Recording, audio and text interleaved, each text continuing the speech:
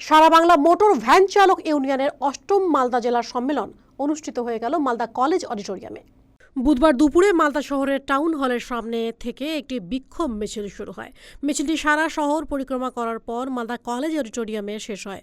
রাজ্য এবং জাতীয় সড়কে মোটর ভ্যান চলাচল নিষিদ্ধ করার প্রতিবাদে এবং ৭ দফা দাবিতে এই সম্মেলন বলে জানায় কর্তৃপক্ষ। সম্মেলনে উপস্থিত ছিলেন মোটর ভ্যান চালক ইউনিয়নের রাজ্য সম্পাদক জয়ন্ত সাহা, সভাপতি অশোক দাস প্রমুখ।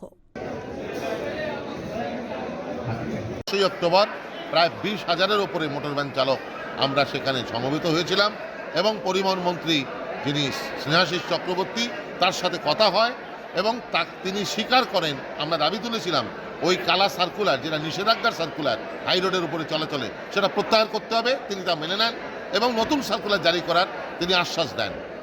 এবং আমাদের মূল দাবি হচ্ছে মোটর ভ্যানের লাইসেন্স, পরিবহন শ্রমিকের স্বীকৃতি, এই দাবিগুলো আমাদের। লাইসেন্সটি দিয়ে পেয়েছে কেউ?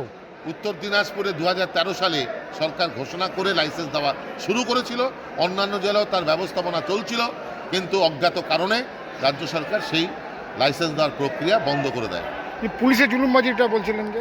হ্যাঁ, পুলিশ বিভিন্ন জায়গায় যে কিছুদিন আগে এই আপনার রথবাড়িতেই এই গত জানুয়ারি মাসেই যেখানে প্রায় ১৩খানার মতন গাড়ি ধরেছিল, আমরা তারপরে মিছিল করি, বিক্ষোভ করি, ডিএম ঘেরাও করি, এসপি ঘেরাও করি। আমি রাজ্য সম্পাদক হিসেবে সেই কর্মসূচিতে এসেছিলাম। মালদা টুডে।